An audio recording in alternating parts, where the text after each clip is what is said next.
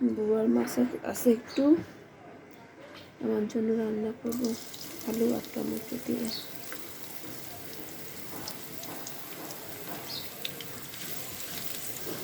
পেঁয়াজটা হালকা একটু ভেজে নিই।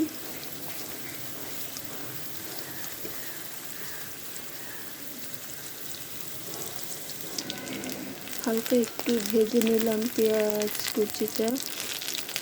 এখন দিয়ে দিই একটু আলু, একটু লবণ দিয়ে দিই এখানে, আর দিয়ে দেবো একটু আদা রসুনের শেষ হয়ে গেছে, অল্প করে দিয়ে দেবো। একটু ভেজে নিলাম। আজান দিল এখন, আজানের সময় তো আবার সমস্যা, এই জন্য আজানের সময় ভিডিওটা অন রাখি নাই। একটু কাঁচামরিচ দিই।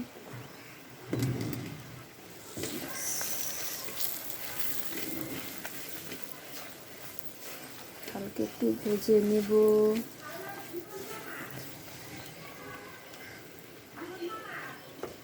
ব্যাস, এখন মাছগুলো দিয়ে দিই।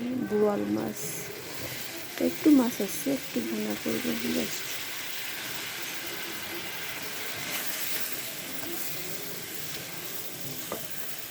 একটু কষিয়ে নেব মাছগুলো, তারপরে পানি দিয়ে দেবো। সুন্দর মতো কষিয়ে নিয়েছি, একটু পানি দিয়ে দিই।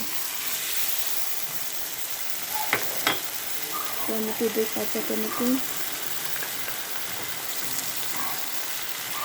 আর একটু পানি দিতে হবে।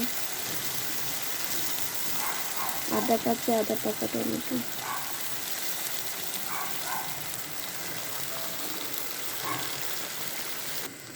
আর একটু পানি দিয়ে দিলাম, ব্যাস। এই তো বলক চলে এসছে।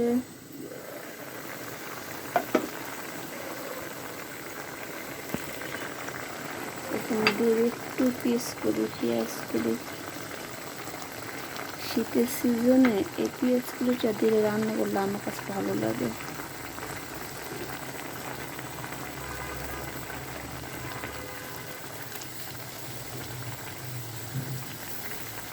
শীতে এসো না, কাপড় নষ্ট হচ্ছে। এই বোয়াল মাছের তরকারিটা খেতে আমার কাছে ভালো লাগে। সেদিনও রান্না করেছিলাম, সেদিনের ভিডিও করা হয়নি। আজকে ভাবলাম একটু করে জাস্ট আর 2-3 মিনিট রাখবো, তারপর ধন্যবাদ কুচি দিয়ে নামিয়ে ফেলবো। ব্যাস, হয়ে গিয়েছে। জাল কমিয়ে রেখে দিয়েছিলাম, একটু আঁচটা বাড়িয়ে দেখুন।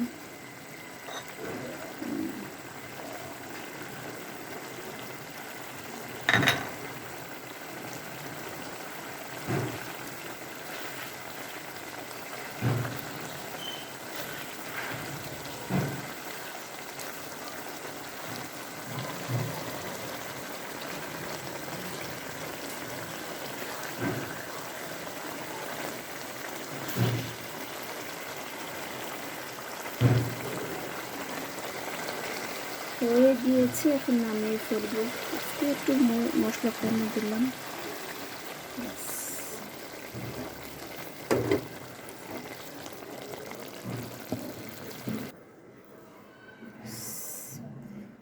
এই তো বোয়াল মাছের কারি কেমন হয়েছে আল্লাহ জানে, মজাই হবে। এই তরকারিটা খেতে মজা হয়।